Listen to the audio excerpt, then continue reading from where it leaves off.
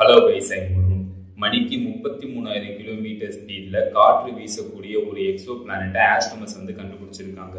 அதை பத்தி தான் நம்ம இப்போ பார்க்க போறோம். இந்த மாதிரி புது புது அப்டேட் நீங்க பார்க்கணும்னா மறக்காம இந்த சேனல் சப்ஸ்கிரைப் பண்ணுங்க. இப்போ உங்க டீட்டெயில்டா பார்ப்போம். யூரோப்பியன் சதர்ன் அப்சர்வேட்டரியோட கிரவுண்ட் பேஸ்டு டெலஸ்கோப்பான வெரி லார்ஜ் டெலஸ்கோப் மூலம் ஆஸ்ட்ரோனமர்ஸ் WASP-127b எனும் எக்ஸோ பிளானட்டை கண்டுபிடிச்சிருக்காங்க. இந்த எக்ஸோ பிளானட்டோட டேட்டா கலெக்ட் பண்ணியிருக்காங்க.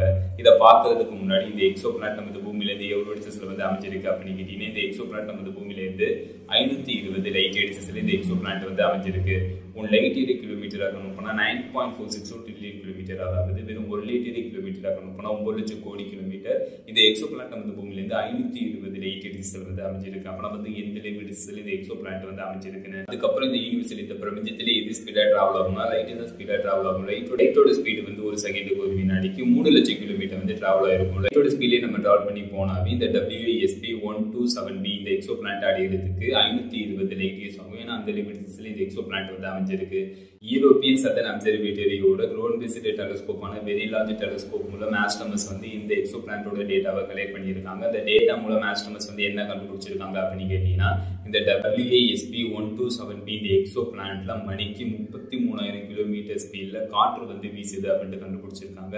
இந்த எக்ஸோ பிளானட் நம்ம ஜூபிட்டர் பிளானட்டை விட சற்று பெரியது. எக்ஸோ பிளானட்ல carbon dioxide, carbon monoxide போன்றவை இருக்கு அப்படின்னு ஆஸ்ட்ரோனமர்ஸ் தெரிவிச்சிருக்காங்க.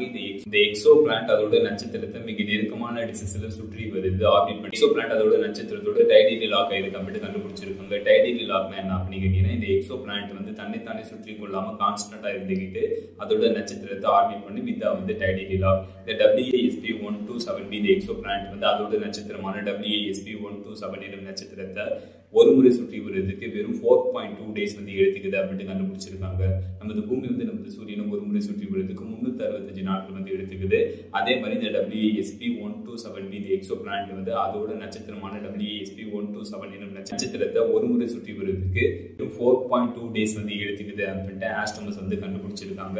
இந்த எக்ஸோ பிளானட்ல ஒரு பக்கம் ஃபுல்லாவே பகலாகவும் மறுபக்கம் ஃபுல்லாவே இரவாகவே இருக்கும் அப்படின்ட்டும், டே சைட்ல 1000 டிகிரி செல்சியஸ் டெம்பரேச்சர் இருக்கும் அப்படின்ட்டும், அதர் சைட்ல கோல்டு டெம்பரேச்சர் இருக்கும் அப்படின்ட்டும் தெரிவிச்சிருக்காங்க. இதெல்லாம் அந்த டேட்டா மூலம் ஆஸ்ட்ரோனமர்ஸ் கண்டுபிடிச்சிருக்காங்க.